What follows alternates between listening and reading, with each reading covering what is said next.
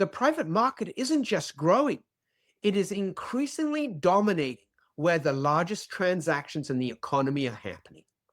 The largest, most dynamic companies in the economy are increasingly choosing to stay private and raise capital away from public markets.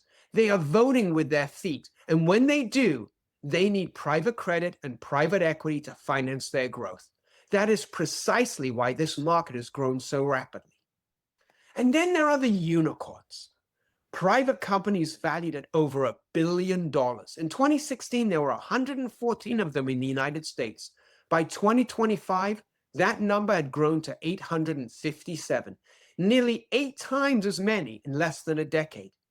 These are not struggling startups. These are substantial, fast-growing businesses that have made a deliberate choice to stay out of public markets, and they need capital to keep growing. So when you put it all together, thousands of large private companies, a shrinking public market, a rising tide of companies going private, and nearly 900 unicorns, the demand for private credit isn't a fad or a bubble.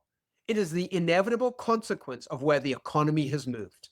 The private market is where the action is, and private credit is how it gets financed.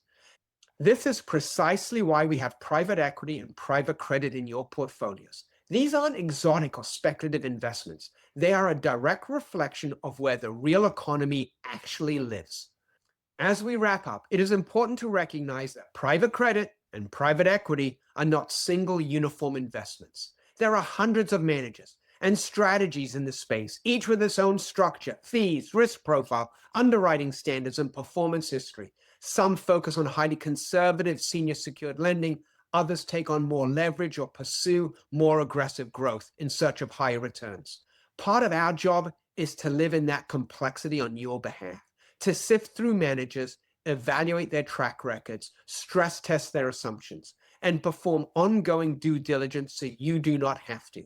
While no investment is risk-free and past performance never guarantees future results, the private funds we have selected for your portfolio represent, in our judgment, some of the strongest, most disciplined managers in the industry, selected to fit thoughtfully within your overall financial plan.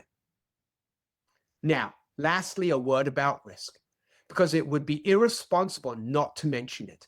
Investing always involves risk, whether it's the stock market, the bond market, crypto, commodities, or real estate. There is no free lunch. Private markets are no different. The risks are real, and it's important to understand them.